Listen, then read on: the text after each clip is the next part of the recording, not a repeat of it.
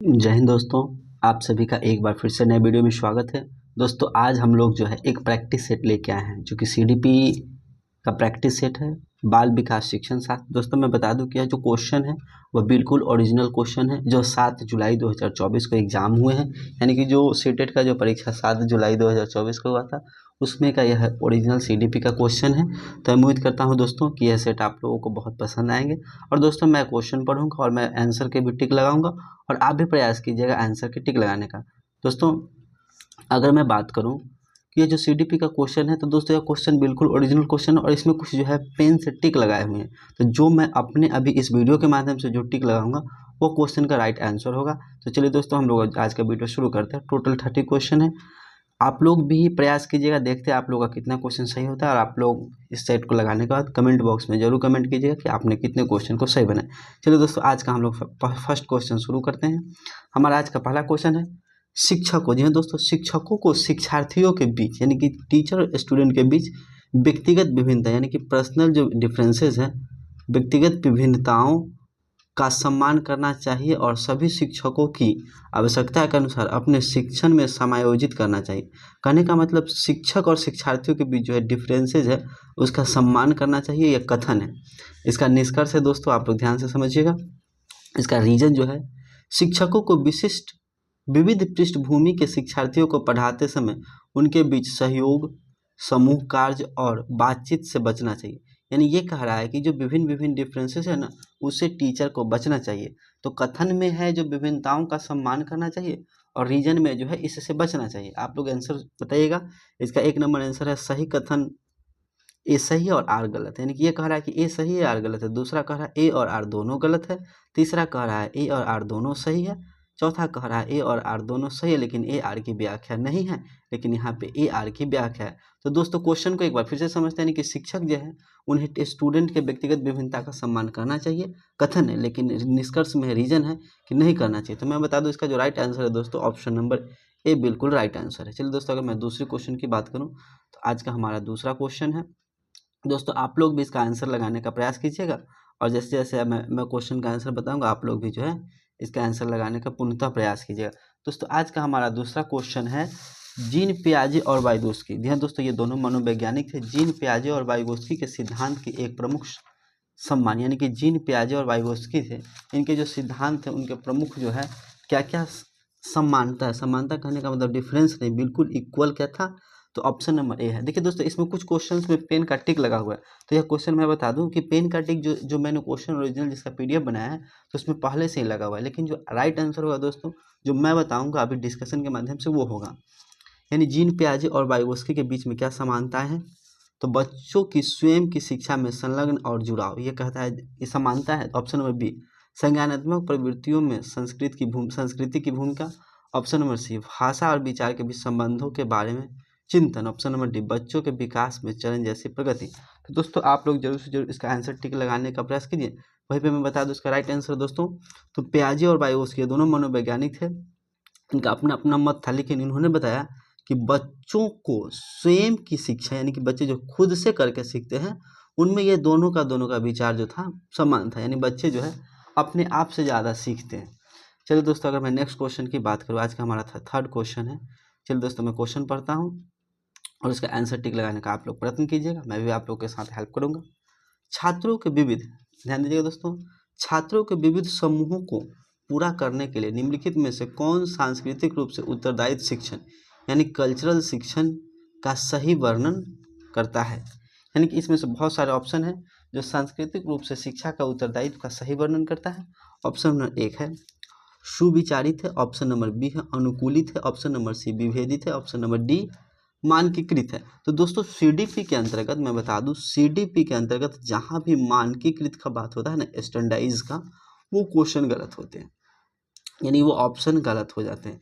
यानी कि जो शिक्षण का जो टीचिंग का जो प्रोसेस है उसमें स्टैंडर्डाइज का प्रोसेस नहीं आना चाहिए। तो इसका जो राइट आंसर है दोस्तों ए भी हो जाएंगे, 2 भी हो जाएंगे और सी भी हो जाएंगे, यानी कि 3 भी हो जाएंगे। तो अगर मैं फाइनल आंसर की बात करूँ तो ऑप्शन नंबर ए है। वहीं पे दोस्तों अगर मैं क्वेश्चन नंबर 4 की बात करूँ तो आप लोग ध्यान से समझिएगा और क्वेश्चन नंबर 4 पे हम लोग बात करते हैं। जीन पियाजे, जी हाँ दोस्तों, जीन पियाजे के अनुसार, एक मिनट दोस्तों, जीन पियाजे यह भी एक मनोवैज्ञानिक थे जो सीडीपी उनका बहुत बड़ा योगदान है, और हम लोग धीरे धीरे इन लोगों के बारे में भी पढ़ेंगे, लेकिन आज का प्रैक्टिस सेट है तो हम लोग जो है क्वेश्चन पे डिस्कशन करेंगे। जीन पियाजे के अनुसार बच्चे वयस्कों से किस प्रकार भिन्न होते हैं? दोस्तों यानी कि बच्चे और बड़ों में, यानी कि बच्चे और बड़ों में क्या डिफरेंसेस होते हैं, इनके बारे में जीन पियाजे जो कहें उन पर बात करेंगे। बच्चे की सोच वयस्कों से गुणात्मक रूप से भिन्न होते हैं, यानी कि इन्होंने कहा जो गुणात्मक रूप से जो भिन्न होते हैं। बच्चे की सोच मात्रात्मक रूप से, यानी कि इन्हें बना गुणात्मक रूप से, ये बोल रहे हैं मात्रात्मक रूप से भिन्न होते हैं। बच्चे वयस्कों पर निर्भर होते हैं जबकि वयस्क स्वतंत्र होते हैं। ऑप्शन नंबर डी है, बच्चे की तुलना में वयस्क बहुत ही अधिक ज्ञानी होते हैं। दोस्तों इसका जो आंसर है उसका मैं आप लोगों को बता दूं, यानी जीन पियाजे और बच्चों के बीच जो डिफरेंसेस की बात की है वह भिन्न जो है गुणात्मक रूप से भिन्न है, लेकिन मात्रात्मक रूप से सेम है। तो इसका राइट आंसर है दोस्तों ऑप्शन नंबर ए। और ये जो पेन का जो टिक लगा हुआ है ना दोस्तों, जो मैं पीडीएफ पर क्वेश्चन बनाया हूँ वहाँ पर ऑलरेडी पहले से लगा हुआ था, तो हम लोग यहाँ पर डिस्कशन करेंगे। जो राइट आंसर को जो मैं टिक लगाऊंगा वो इसका राइट आंसर होगा। चलिए दोस्तों, क्वेश्चन नंबर आज का हमारा 5वां क्वेश्चन है, डिस्कशन करते हैं हम लोग। आप एक गणित का शिक्षक है, कह रहा है कि मान लीजिए सपोज कीजिए कि आप एक मैथ के टीचर है और आपको अपने अनुसार सोचना है जो बच्चे अपने छात्रों को परंपरागत यानी कि जो ट्रेडिशनल पहले से चले आ रहे हैं कौशल को विकसित करने में मदद करना चाहते हैं, निम्नलिखित में से कौन सी रणनीति इस प्रकार के चिंतन को बढ़ावा देगा? सबसे अधिक संभावना है, यानी कि इसमें से जो सबसे अधिक संभावना है परंपरागत शिक्षण में बढ़ावा देने के लिए, उसको आप लोगों को टिक लगाना है। ऑप्शन नंबर ए है दोस्तों, शिक्षार्थियों को शास्त्रीय कार्य के लिए संक्षिप्त नोट्स मतलब प्रदान करना, यानी कि जो शास्त्रीय कार्य है उसको संक्षिप्त में नोट देना। गृह कार्य सौंपना उनके लिए, उनके याद रखने और याद करने की आवश्यकता, ये कह रहा है कि गृह कार्य को देना तथा उनको याद करवाना और याद रखने के लिए आवश्यक होती है। ऑप्शन नंबर सी है दोस्तों, छात्रों को उनके प्रदर्शन का गुणात्मक प्रतिपुष्टि के बजाय अंक देना, ये कह रहे हैं कि उनको मार्क्स दीजिए यानी ग्रेड दीजिए। तो जो ग्रेड तो जो है दोस्तों ये बिल्कुल गलत हो जाते हैं, लेकिन ऑप्शन नंबर सी है, छात्रों को स्वयं सीखने और सोचने की प्रक्रिया पर विचार करने के लिए प्रोत्साहित करने, यानी कि अगर आप मैथ के टीचर है तो छात्रों को जो है स्वयं से करने के लिए प्रोत्साहित कीजिए। इसका राइट आंसर है दोस्तों ऑप्शन नंबर डी। चलिए दोस्तों, अगर मैं नेक्स्ट क्वेश्चन की बात करूं तो नेक्स्ट क्वेश्चन है हमारा दोस्तों, ये थोड़ा सा लंबा मतलब सेट जाएगा, थोड़ा लंबे टाइम लगेंगे, आप लोग वीडियो में जरूर से जरूर बने रहिएगा, क्योंकि बिल्कुल ओरिजिनल क्वेश्चन जो 7 जुलाई 2024 के हुए हैं, तो इसको एक एक डिस्कशन करने में थोड़ा टाइम लगेंगे। आप वीडियो में पूरा बने रहिएगा और एक एक करके आपके जो कन्फ्यूजन दूर होते जाएंगे। चलिए दोस्तों, हमारा आज का क्वेश्चन है ले वाइगोस्की, यह भी एक मनोवैज्ञानिक थे, के अनुसार भाषा और विचार के बीच क्या संबंध है, यानी कि भाषा लैंग्वेज और थॉट के बीच जो है रिलेशन की बात इन्होंने क्या कहा है। तब भाषा और विचार एक दूसरे से स्वतंत्र होते हैं। भाषा और विचार की जटिल विलोम प्रक्रिया है, इन्होंने कहा जो कॉम्प्लेक्स जो है प्रक्रियाएं हैं। भाषा विचार को आकार नहीं देते हैं और विचार भाषा को आकार देते हैं। तो इसका जो राइट आंसर है, यानी ले वाइगोस्की ने भाषा और विचार के बीच जो संबंध दिया है उन्हें बताया कि एक दूसरे से कॉम्प्लेक्स यानी कि जटिल प्रक्रियाएं हैं। चलिए दोस्तों, अगर मैं नेक्स्ट क्वेश्चन की बात करूं दोस्तों, तो हमारा जो नेक्स्ट क्वेश्चन है क्वेश्चन नंबर 7 दोस्तों, एक शिक्षक खुद से पूछती है कि एक शिक्षक जो है वो खुद से पूछती है कि मैं ऐसे अनुभव कैसे प्रदान कर सकती हूँ, मैं ऐसे अनुभव कैसे प्रदान कर सकती हूँ जिसमें छात्रों को पर्यावरण में विभिन्न प्रकार की वस्तुओं को वर्गीकृत करने और उनके वर्गीकरण के स्कीमों का विश्लेषण करने की आवश्यकता है। ये टीचर कहती है, वह छात्रों को किस बुद्धिमत्ता को बढ़ावा देने की कोशिश करे, यानी कि टीचर जो है ऐसा करके वह कौन सा बुद्धि जो है छात्रों में विकसित करने का प्रयत्न कर रही है। तो ऑप्शन नंबर ए है दोस्तों प्राकृतिक बुद्धिमत्ता, ऑप्शन नंबर बी है शारीरिक गति संवेदी बुद्धिमत्ता, ऑप्शन नंबर डी है भाषाई बुद्धिमत्ता, ऑप्शन नंबर डी है अंतर व्यक्तिगत बुद्धिमत्ता। तो दोस्तों इसका राइट आंसर आप लोग भी लगाने का प्रयत्न कीजिए, लेकिन मैं बता दूं दोस्तों जो इसका राइट आंसर है ऑप्शन नंबर ए है। जो दोस्तों यहाँ पे 2-3 जगह भी टिक लगे हुए, लेकिन ये सब नहीं होंगे। मैंने आपको वीडियो शुरू करने से पहले ही बताया है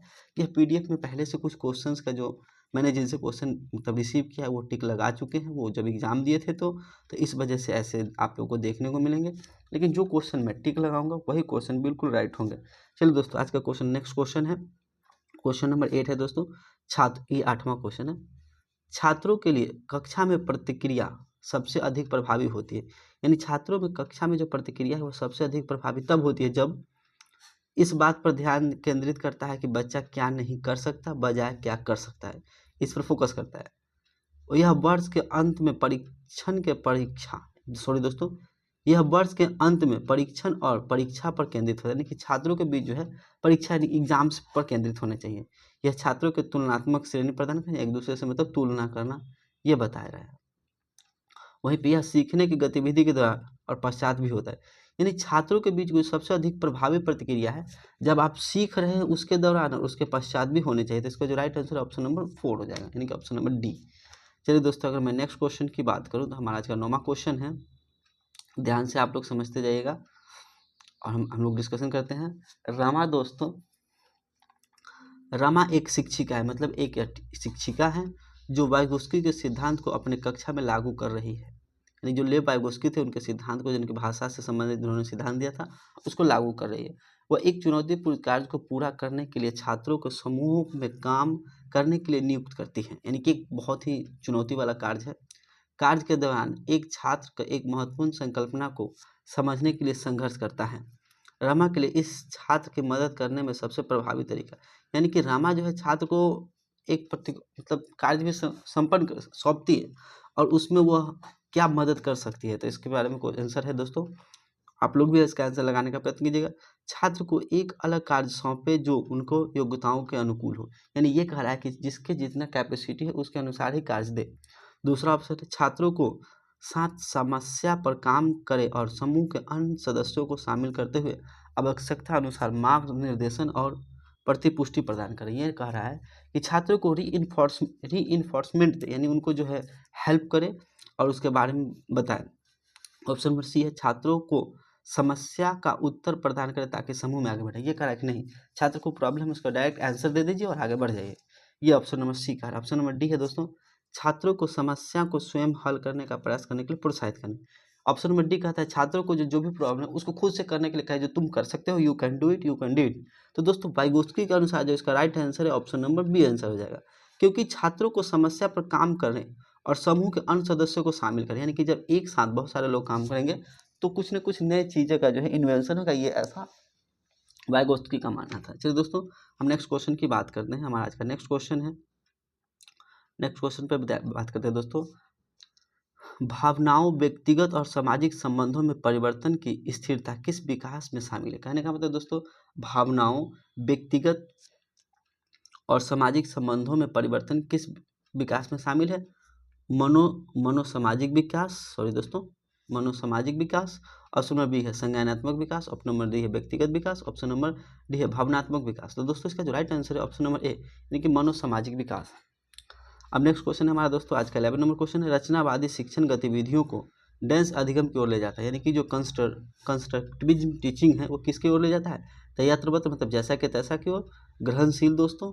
ऑप्शन नंबर 3 जो है खोज आधारित अधिगम। ऑप्शन नंबर डी है अर्थ आधारित। तो इसका जो राइट आंसर है दोस्तों खोज आधारित अधिगम है।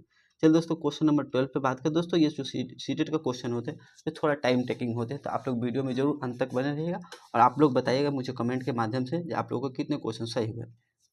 चलिए दोस्तों, हमारा आज का नेक्स्ट क्वेश्चन है और 12 नंबर क्वेश्चन, ये 12 नंबर क्वेश्चन है दोस्तों। प्रगतिशील शिक्षा, यानी कि जो प्रगतिशील शिक्षा में बच्चों को किस तरह देखा जाता है, यानी प्रगतिशील शिक्षा में बच्चों को कैसे देखा जाता है, कि ज्ञानवर्धक और अर्थ की रचना करने वाले में। ऑप्शन नंबर 2 है दोस्तों कमजोर और सुरक्षा की जरूरत में। ऑप्शन नंबर डी है मासूम और आश्रित के रूप में। ऑप्शन नंबर डी आज्ञाकारी, केवल ज्ञान उपयोग करने में सक्षम। तो इसका जो राइट आंसर है दोस्तों ऑप्शन नंबर ए है। चलिए दोस्तों, अगर मैं नेक्स्ट क्वेश्चन की बात करूं तो नेक्स्ट क्वेश्चन नंबर हमारा 12 नंबर क्वेश्चन है, ध्यान से समझिएगा दोस्तों। जीन पियाजे यानी मनोवैज्ञानिक थे जीन पियाजे, और ले वाइगोस्की भी मनोवैज्ञानिक थे। संज्ञानात्मक विकास का सिद्धांत यह बताता है कि, यानी कि जीन पियाजे का जो संज्ञानात्मक सिद्धांत है वो क्या बताता है, पाठ्यक्रमों को बच्चों में की आयु समूह व चरण को ध्यान में रखकर तैयार किया जाना चाहिए। कहने का मतलब बच्चे का जो अलग अलग एज है दोस्तों, अलग अलग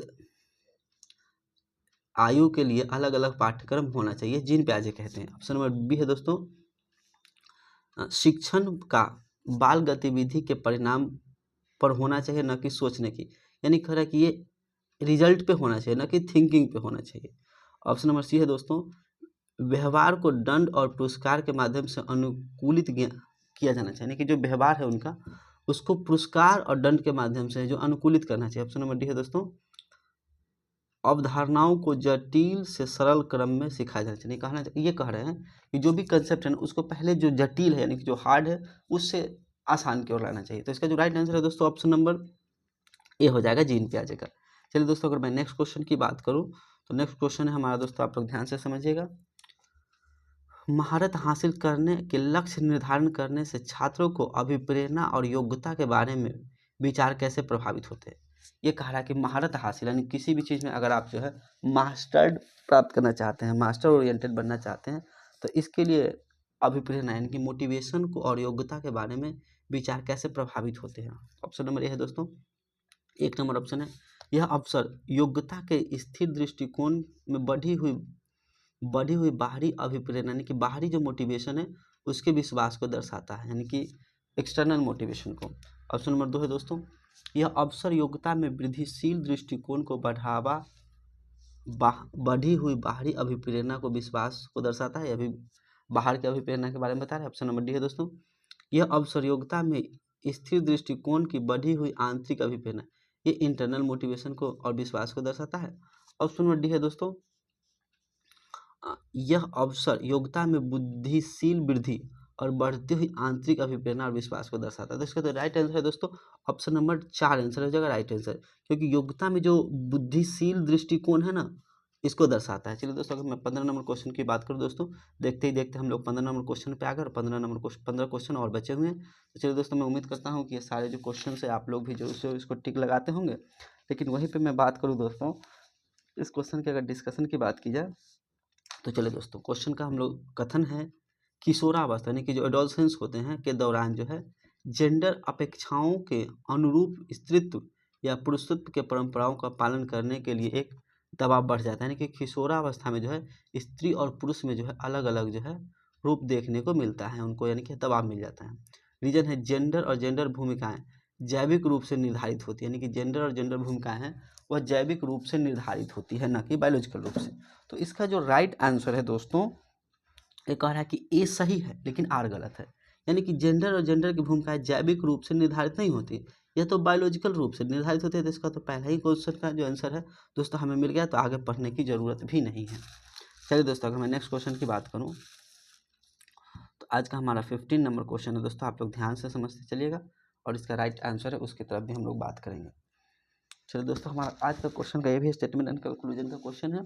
तो कथन कहता है दोस्तों, ध्यान से देखें, शिक्षकों को विद्यार्थियों के बीच बहस, चर्चा, सहयोग को प्रोत्साहित करना चाहिए। कथन है कि ये सब चीज़ को प्रोत्साहित करना चाहिए और इसका रीजन क्या है, ज्ञान उत्पादन को निष्क्रिय और सामूहिक गतिविधियों के संलग्नता अर्थपूर्ण अधिगम की बाधा डालते। ये कह रहा है ना कि जो ये चीज़ें जो है वो बच्चा में अर्थपूर्ण अधिगम में बाधा उत्पन्न करता है। तो आप बताइए दोस्तों, कथन ए सही है और आर गलत है, लेकिन दोस्तों ए और आर दोनों गलत है। ए और आर दोनों सही और ए आर की व्याख्या करते हैं, ए और आर दोनों गलत और ए आर की व्याख्या नहीं करता है। तो दोस्तों ये तो ऑप्शन निश्चित रूप से गलत है। और वहीं पे अगर हम कथन की बात करें तो शिक्षकों को विद्यार्थियों के बीच बहस, चर्चा और सहयोग को प्रोत्साहन नहीं करना चाहिए। इसका जो राइट आंसर है दोस्तों, अगर मैं इसका राइट आंसर की बात करूँ दोस्तों, तो इसका ए तो सही है, प्रोत्साहन करना चाहिए, लेकिन बाधा डालता है ये तो गलत है। तो इसका right answer option number A हो जाएगा। चलिए दोस्तों, क्वेश्चन नंबर 17 पे बात करते हैं। आज का क्वेश्चन नंबर 17 है दोस्तों, ध्यान से समझते चलिएगा। क्वेश्चन नंबर 17 है हमारा, निम्नलिखित में से क्या दृष्टिबाधित विद्यार्थियों की कक्षा में भागीदारी लेने में बाधा डालती है। यानी कि जो भी दृष्टिबाधित है, यानी कहने का जो भी ब्लाइंड पर्सन है उनके लिए कौन सा जो है प्रॉब्लम उत्पन्न करता है, इस पर बात करते हैं। तो उभरी हुई रेखा चित्र और मानचित्र, यानी कि जो उभरा हुआ है ब्रेल जैसा है, ये बाधा थोड़ी नहीं डालते हैं दोस्तों, ये तो सही होगा। लेकिन ये डालता है वो ग्राफिक सामग्री और स्पर्शदर्शी, ये भी तो हेल्प ही करता है, बाधा थोड़ी ना डालता है दोस्तों। इलेक्ट्रॉनिक रूप से प्रतिरूपित व्याख्या प्रतिलेखन, यानी कि जो आवाज़ वाले हैं वो भी बाधा नहीं डालते हैं। मुद्रित पुस्तक या नोट्स, यानी कि जो भी मुद्रित पुस्तक है जो तो वो तो पढ़ ही नहीं सकते, तो उन्हें मुद्रण पुस्तकों से क्या फ़ायदा। तो ये इसका राइट आंसर है ऑप्शन नंबर 4। चलिए दोस्तों, क्वेश्चन नंबर 18 देखते ही देखते हम लोग क्वेश्चन नंबर 18 पे आ गए हैं। और देखते ही देखते दोस्तों क्वेश्चन नंबर 18 के बाद 30 क्वेश्चन टोटल CDP में पूछे जाते हैं। तो मैं उम्मीद करूँगा कि आप लोग वीडियो में जरूर अंत तक बने रहिएगा। चलिए दोस्तों, हमारा क्वेश्चन नंबर 18 है, निम्नलिखित में से कौन सा सुमेलित, यानी कि आप लोगों को सुमेलित चुनना है। ऑप्शन नंबर ए है रचनात्मक मूल्यांकन। जो रचनात्मक मूल्यांकन यह निर्धारित करता है कि छात्र कक्षा से पहले और बाद में क्या कर रहे हैं। यानी कि रचनात्मक मूल्यांकन यह निर्धारित करता है कि छात्र कक्षा से पहले और कक्षा के बाद क्या कर रहे हैं। योगात्मक मूल्यांकन, इसमें पेपर पेंसिल परीक्षण के साथ साथ गैर लिखित व्यवहारों के विस्तृत विवरण है। ऑप्शन नंबर 2 था। ऑप्शन नंबर 3 है दोस्तों मानदंड संदर्भित मूल्यांकन, यानी कि विशिष्ट विषयों को महारत शामिल है। ऑप्शन नंबर डी है दोस्तों मानक संदर्भित मूल्यांकन, यानी साथियों के प्रदर्शन की तुलना करता है। तो इसका जो राइट आंसर है दोस्तों वो ऑप्शन नंबर डी आंसर, यानी कि ऑप्शन नंबर 4 जो है इसका राइट आंसर है। चलिए दोस्तों अगर मैं नेक्स्ट क्वेश्चन की बात करूं तो नेक्स्ट क्वेश्चन हमारा 19 नंबर क्वेश्चन है दोस्तों, समझने का प्रयत्न कीजिएगा। सुनीता एक 12 वर्षीय लड़की है, यानी कि सुनीता एक लड़की है, विशेष संगीतमय क्षमता रखती है, यानी कि उसके अंदर जो है संगीत की क्षमता, एक्स्ट्रा क्षमताएं हैं। उसके माता पिता दोनों ही निपुण गायक और उसके माता पिता भी जो है संगीत से रिलेशन है, और वे सुनीता को अपनी आवाज़ और बेहतर करने के लिए प्रशिक्षण कक्षा भेजते हैं। उनके माता पिता खुद टीचर है और उन्हें कहीं पे भेजती भी है। सुनीता की यह क्षमता संभावित रूप से किन कारकों को अंतः क्रिया का परिणाम, यानी ये कह रहा है कि सुनीता को यह क्रिया जो है कैसे मिला है। उनके माता पिता ऑलरेडी पहले से शिक्षक है, तो निश्चित रूप से इसका तो अनुवांशिकी और वातावरण, यानी कि माहौल भी उन्हें शिक्षण वाला मिला और उनका जो जेंडर है यानी अनुवांशिक रूप से वो शिक्षण है। तो इसका right answer option number A हो गया। क्योंकि सिंपल क्वेश्चन था इसलिए मैंने टाइम नहीं लिया। चलिए दोस्तों क्वेश्चन नंबर 20 पे अगर हम बात करते हैं तो क्वेश्चन नंबर 20 है दोस्तों लॉरेंस कोलबर्ग, यानी कि यह एक मनोवैज्ञानिक थे, और ये सारे जो मनोवैज्ञानिक हैं इनके बारे में मैं निश्चित रूप से आप लोगों को छोटे छोटे वीडियो के माध्यम से पढ़ाऊंगा, मतलब वीडियोज़ लाएंगे। मैं उम्मीद करता हूं दोस्तों कि आप लोग वीडियो में जरूर बने होंगे और अंत तक के वीडियो को जरूर देखिएगा। लॉरेंस कोलबर्ग ने बच्चों के नैतिक विकास, यानी कि जो नैतिक विकास है मोरल डेवलपमेंट का अध्ययन करने के लिए किस विधि का प्रयोग किया। खेल के दौरान बच्चों का अवलोकन, प्रयोग विधि, मात्रात्मक शोधन कार्य विधि, बच्चों के सामने नैतिक दुविधाएं रखना और अनुक्रियाओं को समालोचना करना। तो इसका राइट आंसर है दोस्तों यानी कि नैतिक दुविधा। लॉरेंस कोलबर्ग ने नैतिक दुविधा पे बात की थी। चलिए दोस्तों क्वेश्चन नंबर 21 की अगर हम बात करते हैं तो क्वेश्चन नंबर 21 हमारा कथन रीजन से रिलेटेड है। और दोस्तों सीटेड थोड़ा सा मुश्किल इसलिए हो जाते हैं क्योंकि इसमें कथन और निष्कर्ष वाले क्वेश्चन बहुत पूछे जाते हैं। कथन पढ़ते हैं दोस्तों, स्कूल को ढांचे के भीतर कार्य करना चाहिए जो तैयार उत्पाद और सीखने के परिणामों का आकलन करता है। यानी ये कहा है ना कि स्कूल को उस ढांचे यानी स्कूल को एक स्ट्रक्चर के अंदर ही कार्य करना चाहिए, जो बिल्कुल गलत है। स्कूल को स्ट्रक्चर के अंदर क्या कार्य करेंगे, स्कूल तो एक स्वतंत्र निकाय होते हैं जहाँ पर बच्चों का सर्वांगीण विकास होने चाहिए। तो कथन तो निश्चित रूप से गलत है। रीजन पे बात करो, सीखना पक्के तौर पर अनुक्रमिक और पदानुक्रम नहीं दोस्तों, यानी कि सीखने का जो क्रम है वह एक निश्चित नहीं है। तो इसका तो दोनों जो है दोनों का दोनों ही गलत है। तो ऑप्शन नंबर दोस्तों इसका जो है 2 बिल्कुल रूप से निश्चित रूप से सही हो जाएगा। ए नहीं होगा दोस्तों, 3 भी नहीं होगा, 4 भी नहीं होगा। चलिए दोस्तों अगर मैं नेक्स्ट क्वेश्चन की बात करूँ, क्वेश्चन नंबर 22 की बात करते हैं दोस्तों। देखते ही देखते हम लोग क्वेश्चन नंबर 22 पे आ गए हैं। देखिएगा दोस्तों ध्यान से समझिएगा, निम्नलिखित में से कौन सा कथन स्वलीनता से संबंधित संदर्भ में सही है, यानी कि ऑटिज्म से रिलेटेड कौन सा क्वेश्चन सही है, इस पर बात करते हैं दोस्तों। तो हम लोग ऑप्शन पढ़ते हैं। स्वलीनता केवल वातावरणीय कारकों के कारण होता है, यानी कि इन्वायरमेंट के कारण होते हैं। स्वलीनता का इलाज किया जा सकता है, उम्र के साथ इसमें सुधार भी आता है। स्वलीनता वाले बच्चे लोगों में कम से कम एक विशेष कौशल होता है। ये कारण है कि जो स्वलीन बच्चे होते हैं जो अपने में लीन रहते हैं उसमें एक विशेष कौशल होता है। और ऑप्शन नंबर डी है दोस्तों, स्वालीनता एक तांत्रिकीय विकासात्मक विकार, यानी कि स्वालीनता जो है ना एक तांत्रिकीय यानी कि नर्वस सिस्टम से रिलेटेड विकास का विकार है, यानी कि दोष है दोस्तों, ये दोष है। चलिए दोस्तों हम लोग समय नहीं गवाते हैं और आज का अगला क्वेश्चन पर शुरू करते हैं, मतलब अगला क्वेश्चन डिस्कशन करते हैं। ध्यान से समझिएगा दोस्तों, क्वेश्चन नंबर 23 है हमारा, किस अधिगम की रणनीति में बच्चे द्वारा दूसरों को सिखाना शामिल है जो उन्हें सिखाता है, यानी किस अधिगम की रणनीति में बच्चे द्वारा दूसरे को सिखाना शामिल है। ऑप्शन नंबर व्याख्यात्मक शिक्षण द्वारा, ऑप्शन नंबर 2 है दोस्तों पारस्परिक शिक्षण द्वारा, ऑप्शन नंबर डी अनुबंधन अधिगम द्वारा, ऑप्शन नंबर डी है रटकर सीखना। तो इसका राइट आंसर है दोस्तों ऑप्शन नंबर 2 यानी कि पारस्परिक, यानी कि एक दूसरे से कोलैबोरेट करके यानी सहयोग करके सीखना बहुत शामिल होते हैं। चलिए दोस्तों देखते ही देखते हम लोग क्वेश्चन नंबर 24 पे आ गए हैं। उम्मीद करता हूं कि आप लोग इस क्वेश्चन का जरूर से जरूर वीडियो को पॉज करके खुद से भी आंसर लगाने का प्रयत्न करते होंगे। चलिए दोस्तों हम लोग शुरू करते हैं आगे क्वेश्चन। संवेदनशील अवधि वो अवधि होती है जिसके दौरान कुछ डैश विशेष रूप से सामान्य विकास के लिए महत्वपूर्ण है। तो पर्यावरणीय कारक, इसका तो राइट आंसर ऑप्शन नंबर यही होगा। वंशानुगत के लिए कोई इम्पोर्टेंट नहीं है। मानव जाति के लिए उपयोगी नहीं है, यानी कि इसका पर्यावरणीय कारक उपयोगी है। चलिए दोस्तों, अगर मैं क्वेश्चन नंबर 25 की बात करता हूँ तो देखिए दोस्तों, क्वेश्चन नंबर 25 कहता है कि पठन वैकल्प जो एक डिसलेक्सिया है, यानी कि जिनको पढ़ने में परेशानी हो रहा है, जूझ रहे बच्चों को पढ़ाना सिखाया जा सकता है। यानी कि जिनको पढ़ने नहीं आ रहा है उनको कैसे सिखाएंगे? पठन वैकल्प एक दोष होते हैं, और ये सारे जो कौन कौन से दोष होते हैं उस पर भी हम लोग बात करेंगे आने वाले समय में। तो चलिए दोस्तों, ऑप्शन नंबर ए है लंबे और जटिल गद्यांश देकर, यानी कि जिनको पढ़ने नहीं आ उनको गद्यांश देके पढ़ेंगे तो गलत हो जाएंगे। अनुकूल और अनुबंधित विधि द्वारा, अनुकूलन विधि से कोई फायदा नहीं है। व्यक्तिगत ध्वन्यात्मक प्रशिक्षण के माध्यम से, यानी कि किनके ध्वनि में क्या प्रॉब्लम है उसके माध्यम से इनको हम लोग सिखा सकते हैं। ऑप्शन नंबर सी इसका जो है, यानी कि ऑप्शन नंबर 3 बिल्कुल राइट आंसर है। चलिए दोस्तों, अगर क्वेश्चन नंबर हम लोग 26 की बात करते हैं तो देखते हैं हम लोग दोस्तों, हम लोग क्वेश्चन नंबर 26 पे आ गए हैं और क्वेश्चन नंबर 26 पर बात करते हैं। तो ध्यान से समझिएगा, निम्नलिखित में से कौन सा प्रश्न विश्लेषणात्मक चिंतन को बढ़ावा देता है? यानी कि जो विश्लेषणात्मक चिंतन है उसको बढ़ावा देता है। तो इसका राइट आंसर है दोस्तों, भारत की जनसंख्या में वृद्धि के विभिन्न कारण क्या है, यानी कि यह विश्लेषण है, यानी इसको आप कौन कौन से रीजन है भारत की इतनी जनसंख्या बढ़ रही है इसका आप लोग विश्लेषण कर सकते हैं। कुल जनसंख्या तो वन वर्ड क्वेश्चन है। भारत की राजधानी कहाँ है, इसका भी एक आंसर है।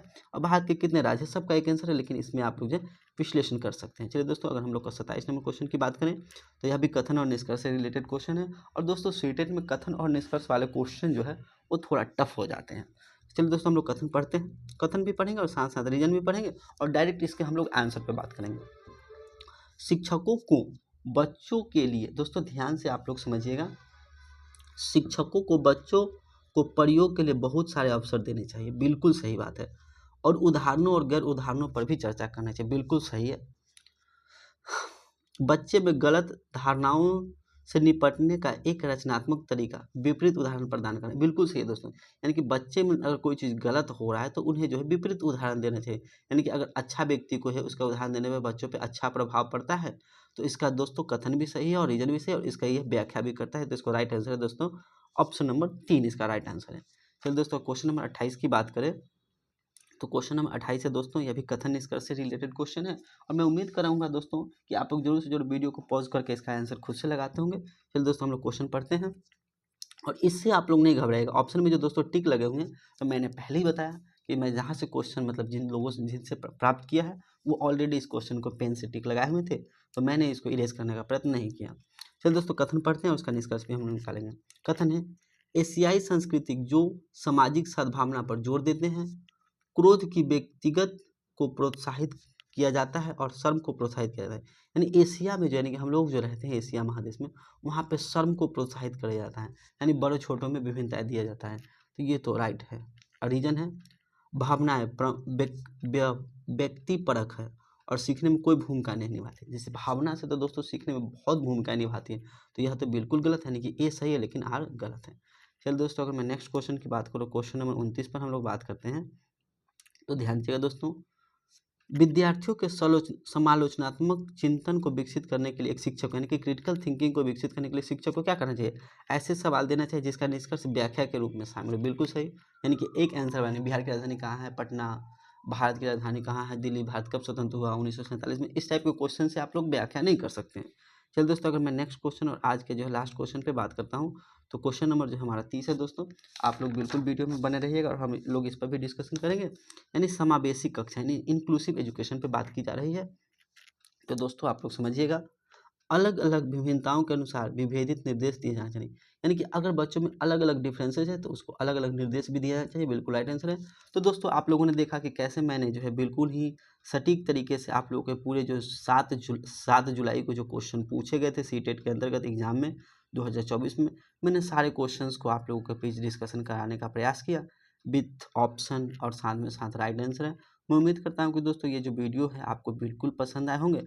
अगर दोस्तों आप लोगों को इसी तरह के वीडियो, यानी कि सीटेट से संबंधित, जैसे आज तो मैंने सीडीपी का डिस्कशन किया, मैं बहुत जल्द दोस्तों आप लोगों के लिए हिंदी पैडागोजी पे क्वेश्चन लाऊंगा, उसके साथ साथ एसएसटी के क्वेश्चन आएंगे, उसके साथ साथ साइंस के भी क्वेश्चन आएंगे दोस्तों, उसके साथ साथ इंग्लिश के भी क्वेश्चन आएंगे। यानी कि कहने का मतलब जितने भी PYQs के क्वेश्चन हैं वो आप लोगों को एक एक करके इस वीडियो के माध्यम से डिस्कशन कराया जाएगा।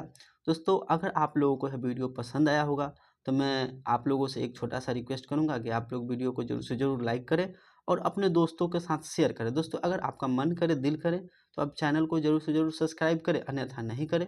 लेकिन आप लोग जरूर से जरूर इस बार सीटेट को क्वालिफाई करें, क्योंकि दोस्तों आने वाले समय में जो है बीपीएससी टीआरई 4 और बीपीएससी टीआरई 5 की वैकेंसी आपके सामने है, तो इसको आप जाने न दें।